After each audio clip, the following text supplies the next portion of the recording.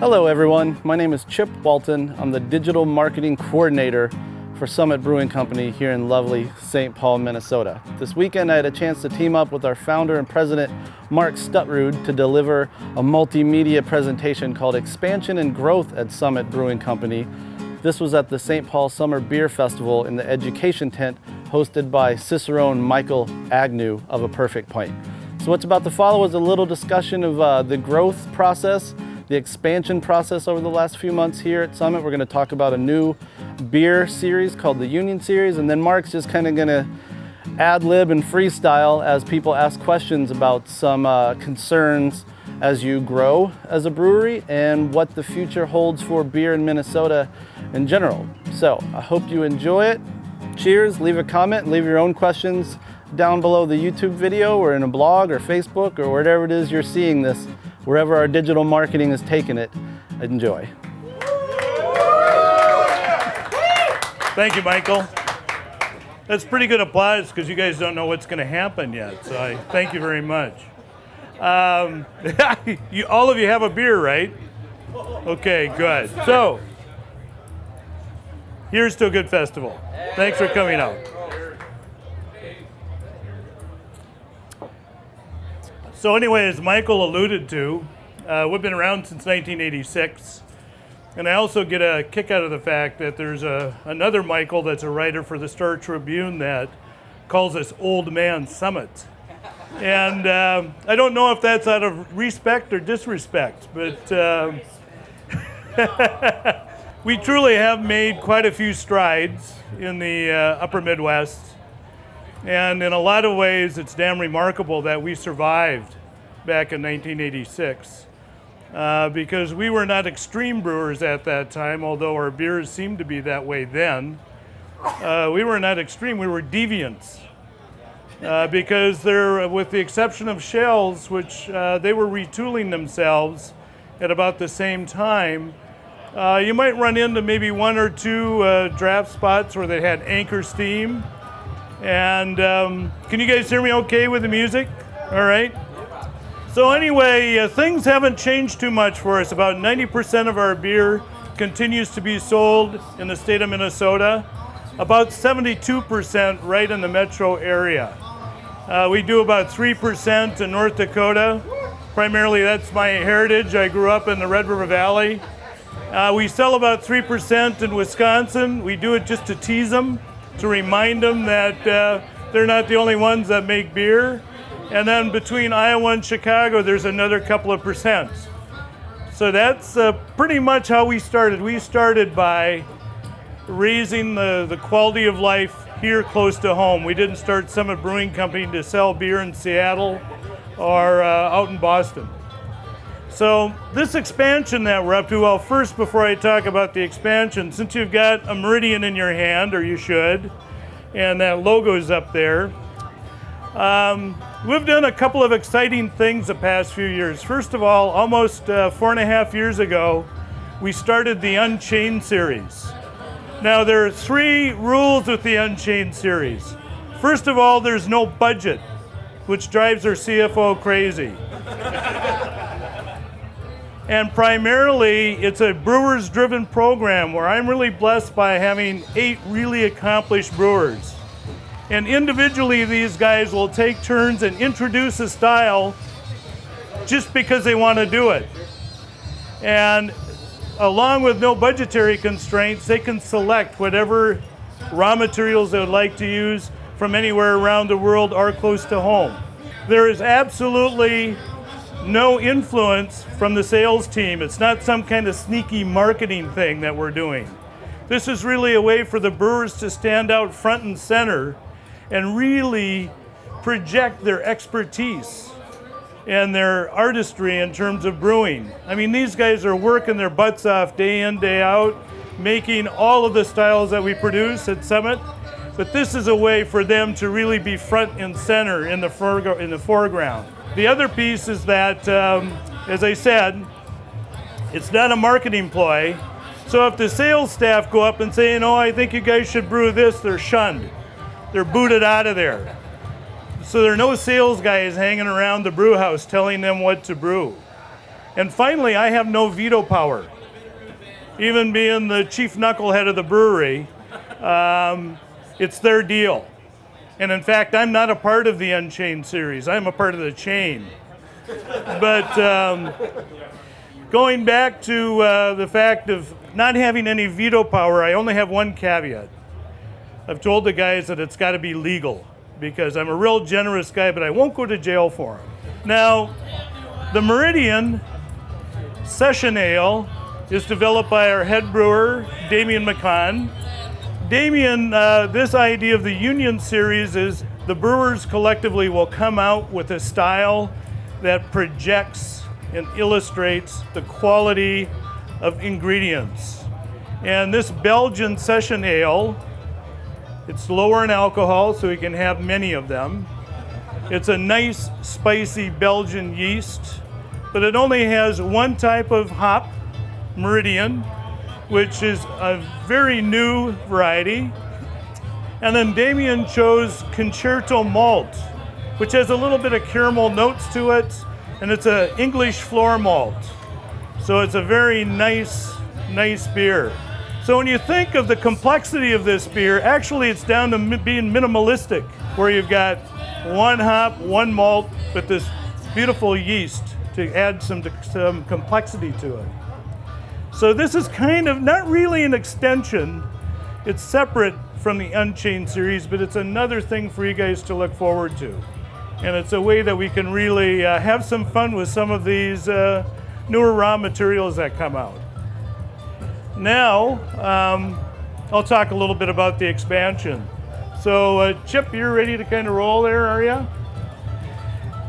If you guys, I'll try not to block the screen, but Chip has put together a slideshow, and this is the first time I've seen it.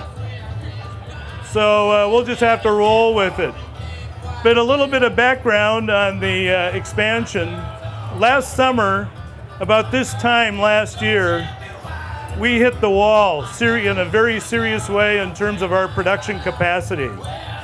And our capacity is 120,000 barrels a year. And what we did, we changed up a few things last year, is we discontinued the Hefeweizen for the hell of it, because we wanted to. We disappointed people. I got a few 2 a.m. emails saying, what the hell are you guys thinking? But what we wanted to do is kind of move on and do a different type of summer beer. So we came out with our Summer Ale, which is a very nice Kolsch style. It's kind of a variety of Kolsch, a little bit lighter than typical, but again, a nice quenching beer for the warmer weather months. Now, that took off like a rocket, and we more than doubled the production than what we had anticipated. The other thing we did last May was we came out with Saga, which was a beer that was really, missing in our portfolio. And, a bunch of people were criticizing us for, why the hell are you just kind of banging away with the pale ale and all the porter and everything else? Well, the pale ale still is over 60% of our output. There are a lot of people that drink the pale ale, and we got to keep abreast with that. And when it comes down to capacity, each time we introduce a new style, we're always faced with this reality of we want to make sure that we can continue to brew it. Well, we were hanging onto our butt with both hands last May and June because the Saga took off like a rocket. We could not keep up with production. And in the background, a year prior to this, we started planning this particular expansion. And so literally we moved this expansion that we were going to start this month of this year. We pushed that ahead several months forward to where we broke ground on our new cellar last November. And we literally had to do that to be prepared for this year. So it's been a pretty brutal pace, because on top of expansion, ordering new tanks, introducing new beers, redoing our logo and looking at, redoing all of our graphics, because again, we recognize the fact that, what the hell, we're 27 years old. And we can do this stuff just to continue to have fun. I mean, it isn't like there's something that needs to be fixed or there's anything broken. It's just that we always love to continue to change and move with you guys. And along with that, we're buying the property next door, which is another 3.5 acres and a 38,000 square foot building. So I can't imagine any other time in my life that has been more chaotic or more intense than this year than when we first built our new brewery back in 1998.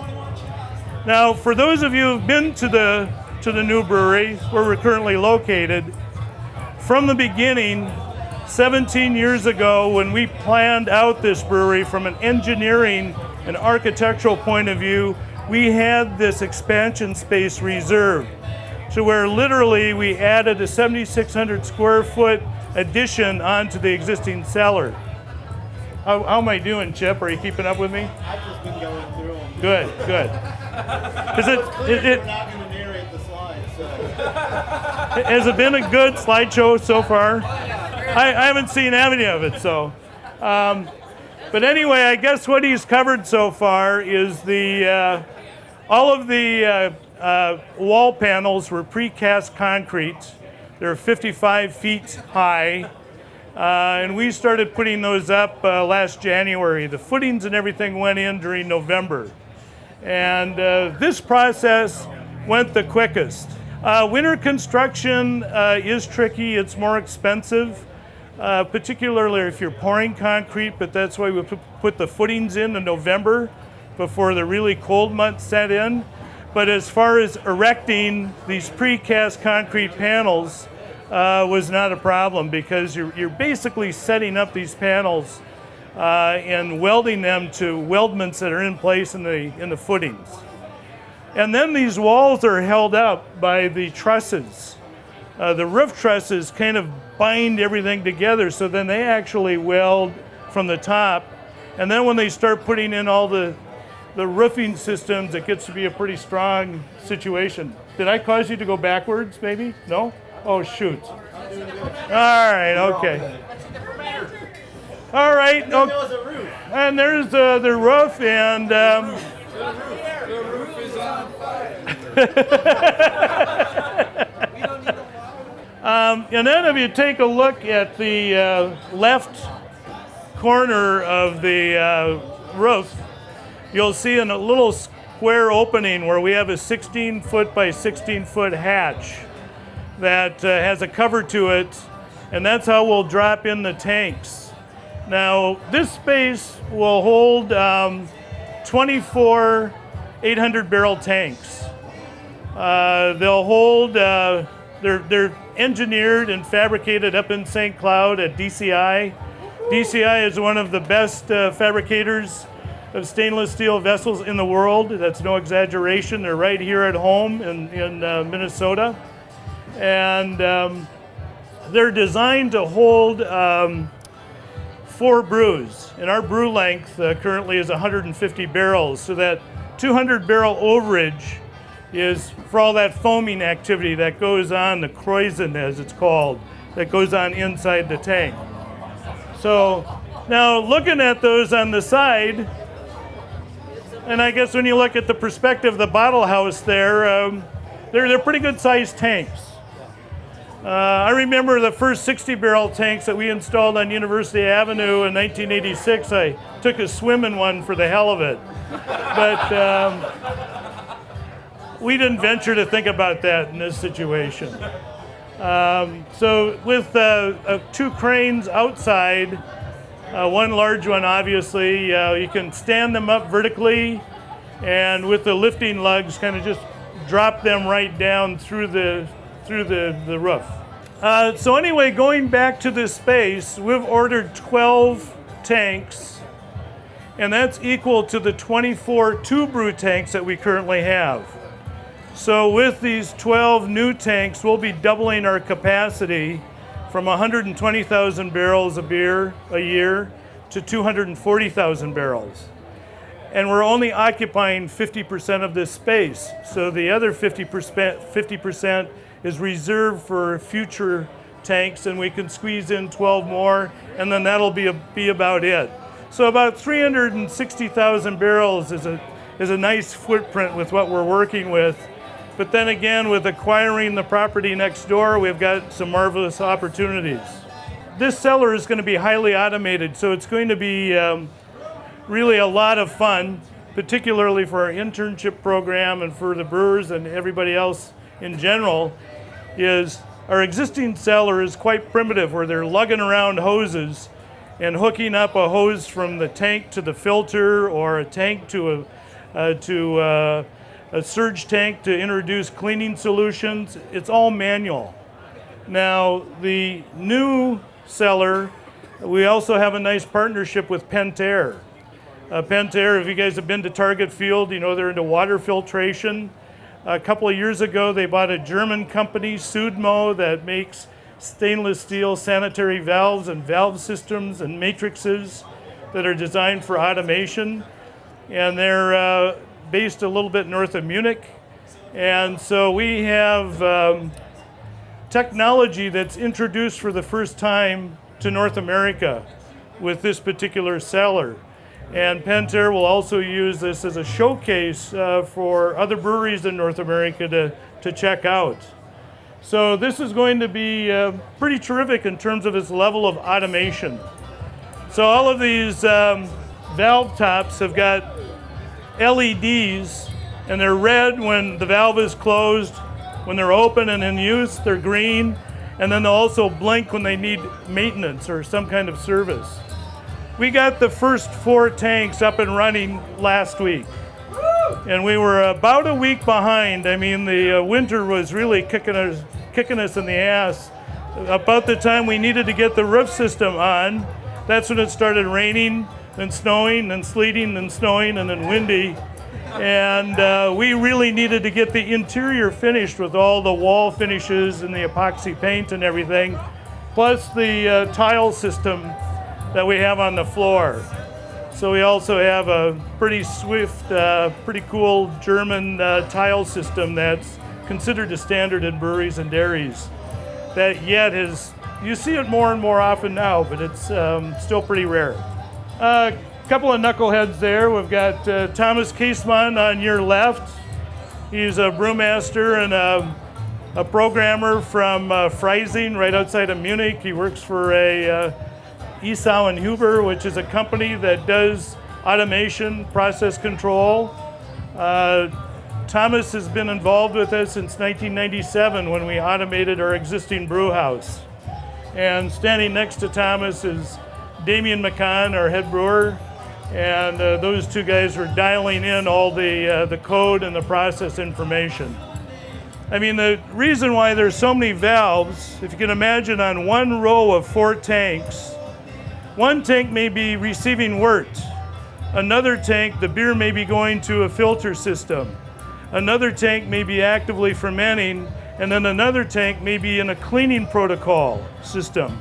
And to make sure that nothing gets intermixed means that you've got a duplicity of valving and piping, which is pretty crazy when you start thinking about programming this stuff. Yeah, we're looking up at the wall that separates the old cellar and the new cellar. I think, were you laying on your back at that one? I don't know.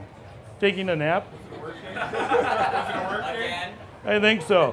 But to the right, you can see the smaller tanks, the 2 brew tanks. To the left are the new tanks that hold 4 brews, so a little bit out of perspective there. We also, last fall, put in a centrifuge. We used to use diatomaceous earth, DE, as a primary filtration. We moved away from that last November and put in a separator.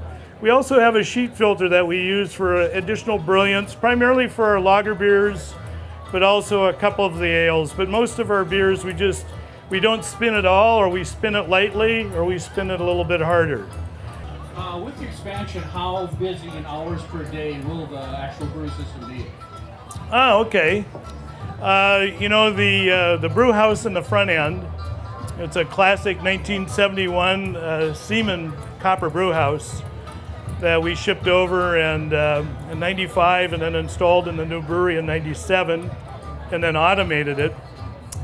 Depending upon the style, but if we're doing like our pale ale, which is a typical gravity, without any fancy decoction steps, which is what we do for the Pilsner, we should be able to get close to 8 brews in a 24-hour cycle. So roughly, if you think about the brew house, we start hitting maximum output on average when we start hitting 6 or beyond brews in a 24-hour cycle. Currently, we're only brewing 3 to 4 times a day, 5 days a week. So the brew house has plenty of capacity yet. Now, we could get pretty damn close to that 360,000 barrels. That would be a stretch. But then having a little bit more acreage, we could add a second brew house if necessary. Because with the specialized construction that we did with this facility, we have no intention of moving, and we've got a beautiful location overlooking the Mississippi River Gorge. And for those of you who've been to the brewery and you've been out in that front plaza, we're going to be extending that into a beer garden next year along the new cellar. So we're going to add to the outdoor activities. Did I answer your question? So basically, you have room for more expansion. Yes. You have room for more expansion. Yes. I probably could have said that. Thank you. Is the plan to eventually expand out of the Midwest, or are you planning on really keeping it in Minnesota? That's a great question. I'm a firm believer in regional growth. I'm a firm believer into a return of decades of where it was Minnesota breweries that had the primary market share in this area. And we have 2.3% market share in the state of Minnesota, which to me is pretty damn remarkable after 27 years. And 2.3% doesn't sound like much unless you count glasses. And if you think about the fact that out of every 100 glasses, almost 2.5 of those are Summits, that's almost freaky.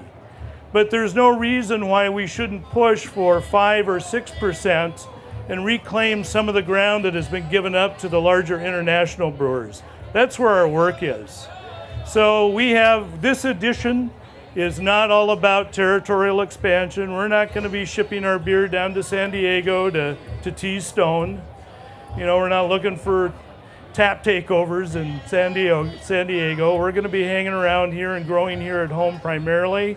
And Iowa, Wisconsin, North Dakota, they need some more love and attention. So we have plenty of work to do right here. You have expanded some, though. I have friends who happen to work for your distributor in Texas, for instance. Yes. So, like in Dallas area, at least, you've expanded. Yeah, Dallas and Fort Worth is the only area that you'll find us. We're also down in Florida, but that's primarily with the relationship that we have, J.J. Taylor. They have a distributorship in Florida. So we're awfully selective and careful when it comes to moving and growing with distributors.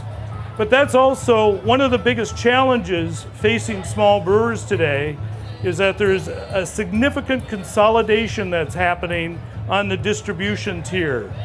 The beer distributors are buying each other out. The bigger ones are getting larger. Their portfolios are getting thicker. And you can get lost in the shuffle. For example, we used to be in Colorado. We were in Colorado for about 5 years, and we pulled out after Coors and Miller started their joint venture, because the Miller house that we worked with was bought out by the Coors house. And overnight, we went from about number 48 in a pecking order to about 348 overnight. So it's pretty difficult to get attention, although we even had a salesperson there. And we decided just to get the hell out of there and have more fun in other places. But that is a huge challenge. If you were asked me what is the biggest concern of growth, working effectively with distributors, and also, secondly, keeping an eye on what goes on legislatively. As you know, we got very close to an excise tax increase this session. It wasn't modest. We could deal with a modest one, but this one was 600%.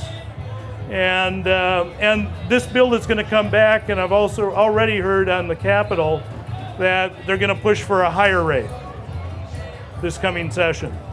So we all need to stay very connected as far as that's concerned. So I have one question for you. So one of the things that we mentioned in the description for this session that we were going to talk about is the future of beer in Minnesota. So if you were to project ahead a few years, where do you see the industry in Minnesota headed? we've got, in the last 2 years, things have really blown up. So. Okay. Well, first of all, one of the most dramatic factors has been the taproom legislation. So we've witnessed a handful of people who have opened up where they have modified their business plans to accommodate more of a retail establishment in addition to wholesaling beer. So that's one change that really has added to the blossoming effect, so to speak.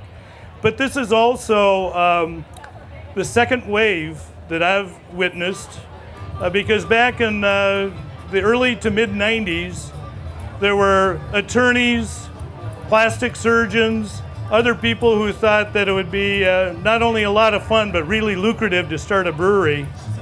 They came into the industry, and in most cases they were not prepared financially, emotionally, or technically. And there were some pretty god-awful beers that were produced in the mid-90s by small brewers, I have to admit. But people were drinking them just because they tasted different than Miller Lights.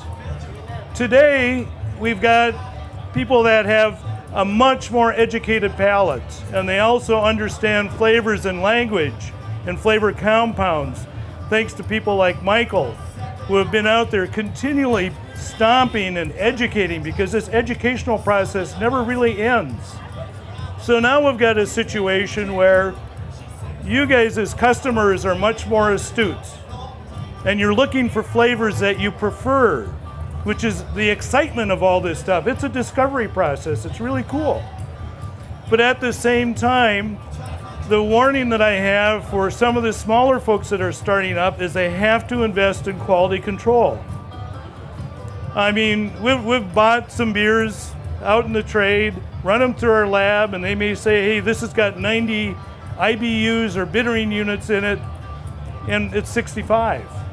Now that brewer isn't a liar, it's just that they're not measuring what's going on, and you have to verify what's in that glass, whether or not it's alcohol, color, bittering units, or microbiological stability.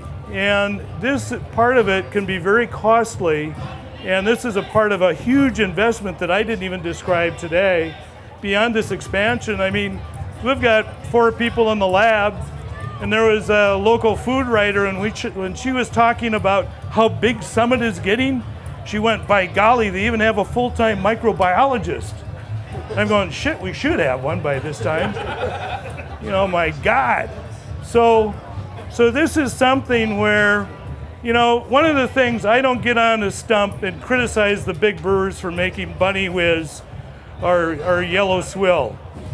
I don't do that because I wouldn't be standing here today if it hadn't been for the big brewers. First of all, a lot of classmates of mine from brewing school work at big breweries.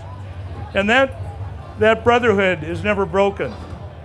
Secondly, when our lab at Summit was about the size of a Victorian closet in 1986, sure, we had our microscope, we had our basics, but it was the brewmasters at Stroh's and Schmidt that said, Mark, where are you sending your samples off to? And I said, well, send them to Siebel once a month. And they would say, you don't need to do that, just give us your samples, you let us know what you want us to check out, and we'll do it for nothing. And those guys were instrumental in not only our growth, but our ability to really get our arms around what was going on very quickly. And we don't expect our customers, you guys, to be a part of our learning curve. By the time we come out with a brewery, we're happy with it. We're not still meddling with it to see if we get complaints. So it's a different mindset that really needs to occur. And so, thank God for those big brewers, because they were instrumental in our growth. I would love to stand here and keep listening to Mark, but we have other sessions to do, so I'm going to have to cut this one off. So first of all, huge thanks to Mark Stutrud. And best wishes for continued growth of Summit. It's up to you, Michael, and everybody else. It's not my control anymore, but thank you. So I'm going to let you know what's coming up.